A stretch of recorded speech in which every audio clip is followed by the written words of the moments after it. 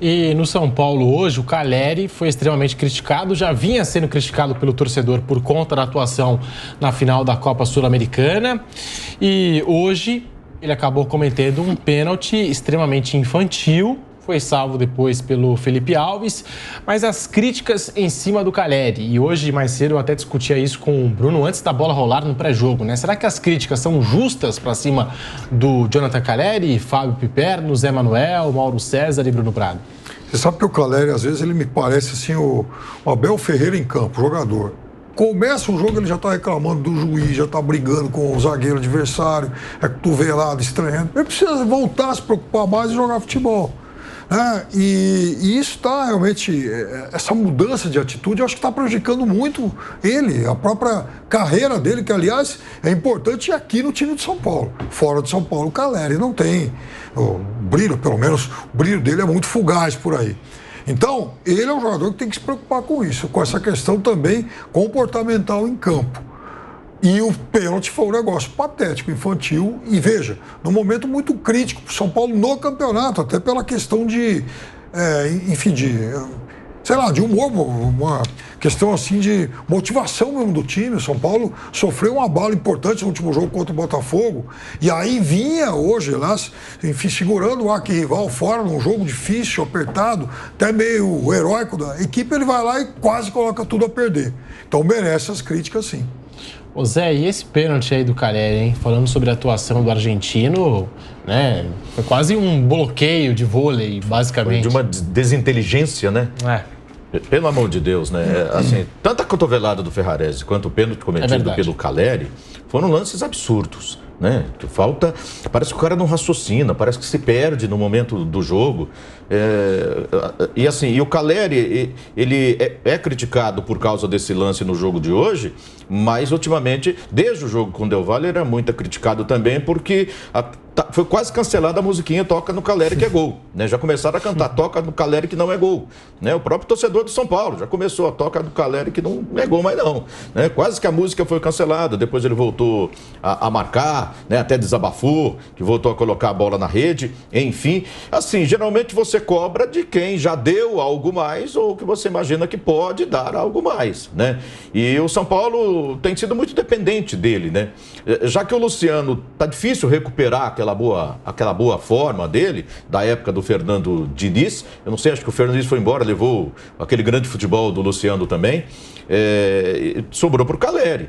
E assim, se ele não consegue render o suficiente, fazer a diferença que ele, como o grande ídolo da torcida hoje na parte ofensiva do São Paulo Futebol Clube, ou até do grupo ali, o torcedor mais querido pelo torcedor, me parece que é mesmo ele, é o Calleri. Se ele não consegue render, também é natural que a cobrança seja maior para cima dele também, né? E hoje ele precisa ser cobrado. Acho que o Rogério precisa chamar ele, o Ferrarese. O que está acontecendo, gente? Tem que ter inteligência no jogo também, né? Você tem que pensar direito, tem que pensar o jogo. Você não pode, com tantos garotos ali, logo ele, né, um jogador experiente, vai fazer uma bobagem como ele fez, quase colocando tudo a perder. E olha que o resultado de hoje, né, foi até inesperado, né? Acho que a maioria imaginava. Eu vi muita gente falando, São Paulo tem que jogar para não ser goleado.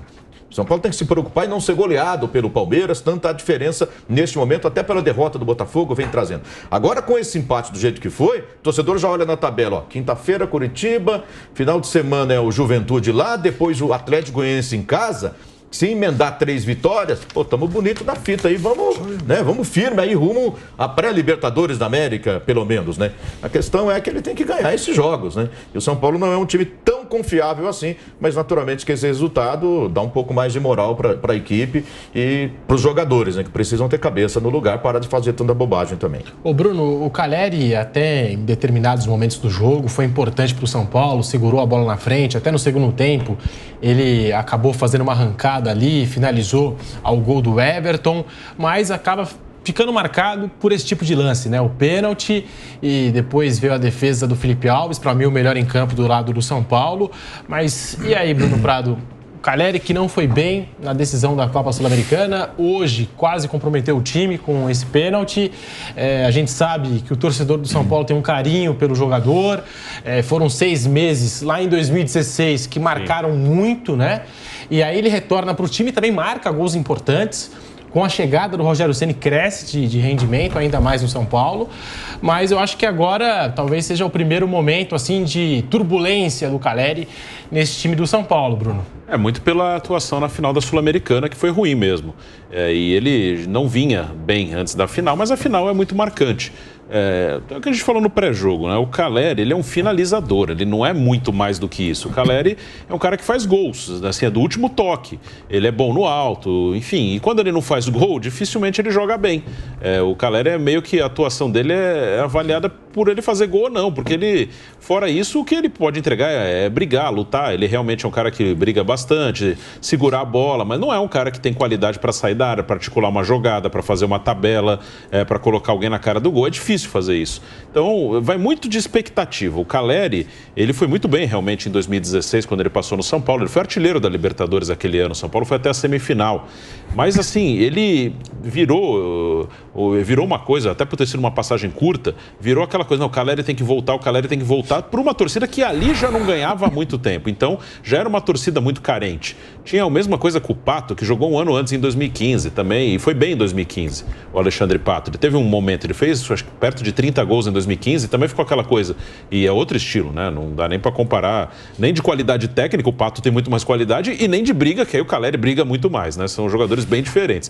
Mas, enfim, são dois caras que fizeram gols em certo momento, não ganharam muita coisa, mas numa torcida carente, qualquer cara que faz alguma coisa a mais, fica aquela coisa, não, tem que voltar o Calleri, tem que voltar o Pato. Aí o Pato voltou, já não jogou nada na segunda passagem, foi embora. E agora tá aí o Calleri, que vai fazer, daqui a pouco ele vai voltar a fazer gol. Ele é um cara que faz gols, é um bom finalizador, mas não tá bem. Só que a expectativa criada era de um super atacante que ele nunca foi. Nesses 5 anos que ele ficou fora do São Paulo, ele jogou em times pequenos da Espanha, jogou no West Ham, na Inglaterra, e não foi bem em nenhum deles, foi no máximo razoável. Então, assim, ele é um bom finalizador, nada mais que isso. Às vezes a expectativa ela é jogada mais alta do que realmente o cara pode entregar. E a gente segue aqui na TV Jovem Pan News, também no canal do YouTube Jovem Pan Esportes, falando de Palmeiras 0, São Paulo também 0. Daqui a pouquinho as entrevistas coletivas de Abel Ferreira e Rogério Ceni. E por falar em Abel Ferreira, durante a primeira etapa a gente viu mais uma vez um técnico do Palmeiras, né, um Abel Ferreira, muito irritado com a condução da arbitragem no jogo. Em alguns momentos ele chegou a ser até mais ácido do que ele é, né, nas suas reclamações. Recebeu novamente um cartão amarelo. E, de novo, a gente tem que comentar sobre a postura do Abel Ferreira à beira do gramado. Fábio Piperno. Não, critiquei mais uma vez. Com 2 minutos e meio, ele foi lá reclamar e tomou uma bronca. Era um lance de uma falta que o árbitro marcou, aliás. Eu não sei o que ele estava querendo. E aí aquilo já altera também o humor do árbitro com ele. Enfim, o sujeito está lá para trabalhar, está marcando. E, aliás, eu achei até que trabalhou bem. E ele, toda a marcação em cima lá reclamar. Com 2 minutos e meio, repito, o jogo foi paralisado para o árbitro ir lá conversar com ele. E ele tomou o cartão amarelo e continuou reclamando. Então isso parece que é incontrolável. Isso às vezes deixa até o jogador mais acelerado, nervoso. Repito, eu acho excelente o trabalho dele conduzindo o time. Mas em relação a isso, eu sou um crítico severo, porque eu acho que ele faz coisas imperdoáveis. E para você, José Manuel de Barros? Eu já, assim, eu já considero que isso faz parte do pacote Abel Ferreira e já estou analisando se vale a pena o Abel Ferreira do jeito que ele é ou não. Eu acho que fez mais bem para o Palmeiras, eu acho que os títulos que o Palmeiras conquistou, sendo comandado por ele, né, 2 vezes campeão da Libertadores, vai ser campeão brasileiro. A gente está comentando o Palmeiras hoje e esse empate em casa, terminando o jogo com 2 jogadores a mais contra o São Paulo, mas é um Palmeiras que será campeão brasileiro. E já foi campeão também com ele da Copa do Brasil. Então, é pacote, como há outros treinadores, brasileiros ou não, que seguem mais ou menos o mesmo estilo. Eu acho que ele exagera, às vezes ele vem e tenta se policiar, mas às vezes ele não consegue, não aguenta. E hoje eu acho que não foi só o Abel, não. Tem hora, e o Bruno às vezes comenta, eu acho que ele tem razão, que às vezes a gente gosta mais de que o jogo fica parado e marcando falta e não sei o quê, e que o jogo renda lances polêmicos. Graças a Deus nós não temos lances polêmicos para analisar hoje. O árbitro não cometeu nenhum erro? Não, errou, porque teve uma falta no Zé Rafael lá que ele não marcou. Mas num jogo inteiro, num clássico desse, e nervoso, né? É muito pouco para você ir procurar isso no jogo. Nos lances capitais ele acertou. A sensação que eu tive na hora do jogo era um árbitro que queria deixar o jogo correr, queria que o jogo fosse bom, que tivéssemos um grande espetáculo, e os jogadores não. Os jogadores queriam que todo o contato fosse marcado falta, e os treinadores também, especialmente o Abel. Queria que parasse, que marcasse tudo. Parece que eles não querem um jogo bom. Não querem um jogo que corra, tal, com intensidade. Parece que só o árbitro queria isso no jogo de hoje. Então, hoje não tinha reclamação nenhuma. E assim, os professores, os treinadores, eles precisam colaborar, né? É uma utopia imaginar, mas eu fico pensando, será que os jogadores e os treinadores não podiam ajudar também nessa questão, já que há muitos árbitros fracos? Não foi o caso hoje, que acho que o árbitro trabalhou bem. Mas em muitos jogos, o árbitro já é fraco. E com todo mundo falando na cabeça dele, na orelha dele, é mais erro ainda. E há um rodízio de reclamações na comissão técnica do Palmeiras, né? Porque não é só o Abel Ferreira. É o Abel, aí ele recebe cartão amarelo, aí vem João Martins, recebe cartão amarelo, depois o Vitor Castanheira, né? Nós estamos voltando também no rádio. Agora sim, estamos de volta na Rádio Jovem Pan com o Canelado, o melhor pós-jogo esportivo do rádio, da televisão, da internet, falando aqui de Palmeiras 0, São Paulo também 0. Palmeiras que vai terminar o Campeonato Brasileiro invicto em clássicos. Bateu o Corinthians nos 2 turnos, bateu o Santos também nos 2 turnos da competição e o São Paulo venceu lá no Morumbi por 2-1 e hoje empatou em 0-0 contra o Tricolor Paulista. E em 2022 o Palmeiras só teve 2 derrotas em 13 jogos contra os seus rivais aí de estado, os seus rivais aqui de São Paulo, e essas 2 derrotas aconteceram justamente para o São Paulo no primeiro jogo da final do Campeonato Paulista e também pela Copa do Brasil, o primeiro jogo lá no estádio do Morumbi, o Palmeiras perdeu por 1-0. A gente estava aqui passando os próximos jogos do São Paulo, o torcedor olha com mais preocupação, quer saber os próximos jogos, enfim, se o São Paulo tem condição ou não de... enfim, conseguir uma vaga na pré-Libertadores. Já o torcedor do Palmeiras, eu acho que não tem essa mesma preocupação, né? Eu acho que a preocupação é diferente, é outra, né? É uma briga ali para ver se vai confirmar o título do Campeonato Brasileiro, em qual rodada vai confirmar o título.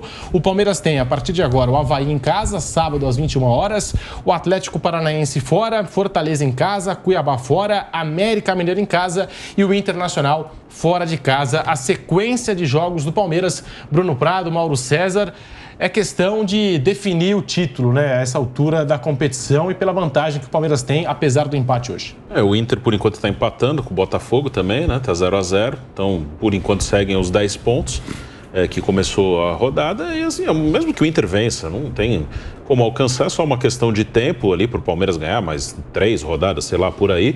Então, o Palmeiras será campeão brasileiro e isso é indiscutível. A gente pode discutir uma atuação ruim hoje, o jogo passado também contra o Atlético Goianiense. Uma coisa é fazer a avaliação de um jogo, do time, outra coisa é do campeonato. No campeonato todo, o melhor time foi o Palmeiras, isso está bem claro. O campeonato de pontos corridos, normalmente ele deixa isso muito claro. O Palmeiras ele pode ultrapassar os 80 pontos e até uma coisa que eu já falei algumas vezes, acho que tinham 3 times, era Palmeiras, Flamengo e Atlético Mineiro, que todo mundo falava.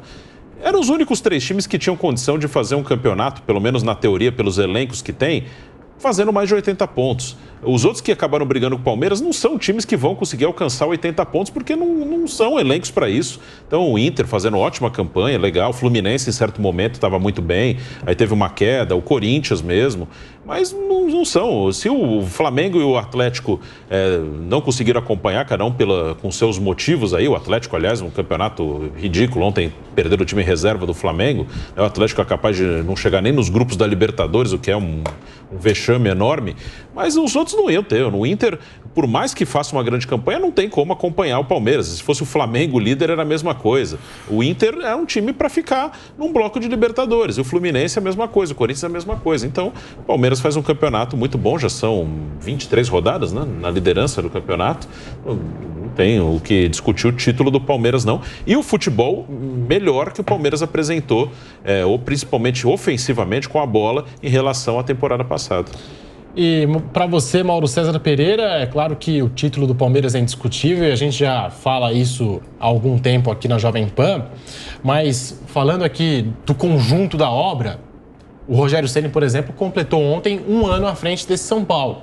São Paulo que chegou à semifinal da Copa do Brasil, acabou sendo eliminado pelo Flamengo e a gente não esperava outra coisa. O São Paulo que chegou na decisão da Copa Sul-Americana e saiu derrotado para o Del Valle. O São Paulo que perdeu a final do Campeonato Paulista para o Palmeiras. E o São Paulo agora que tenta, através do Campeonato Brasileiro, uma vaga na pré-Libertadores para tentar, de alguma forma, salvar a temporada 2022. Pelo menos eu vejo dessa forma. Como é que você faz a avaliação desse 1 ano de trabalho do Rogério Ceni à frente do tricolor paulista, Mauro? Eu acho até que aquém, né, do que se esperava. No início do ano ele pediu reforços, contratações, o Muricy também queria, o clube contratou jogadores, mas até agora o São Paulo teve alguns bons momentos, mas fracassou retumbantemente na final estadual. Uma derrota na final estadual é a única hora que o estadual realmente pesa muito, né? Você tem um clássico contra um grande rival valendo um título.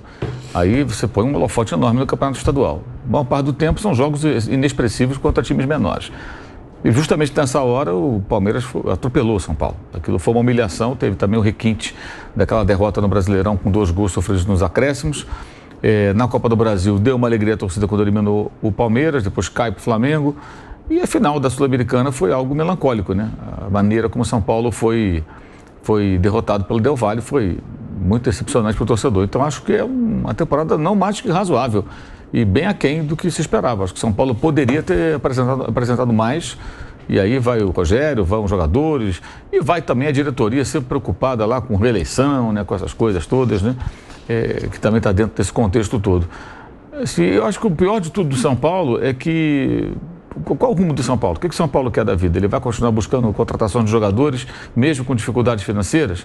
Ele, em algum momento, alguém pensa em recuperar o clube, estruturar o clube, colocar um alicerce mais forte para que o clube tenha realmente condições de seguir um caminho? Ou vai ficar sempre nessa tentativa e erro? Porque não vai conseguir ter o time mais forte. Outros clubes se organizaram, então tem mais capacidade de investimento. Então ele vai estar sempre ali com o time, por melhor que seja o time do São Paulo, dificilmente ele vai chegar perto do nível daqueles que têm condições de contratar e manter jogadores de um nível superior. Então ele fica ali meio que com um coadjuvante tentando um brilhareco ou outro. É difícil ganhar o Brasileirão dessa maneira, né? Então vai ficar o quê? Dependendo do mata-mata. E aí passa pelo Palmeiras, mas aí não consegue superar o Flamengo, vai para a Sul-Americana, perde para o Del Valle. Eu acho uma temporada bem aquém. Eu acho que poderia ser melhor.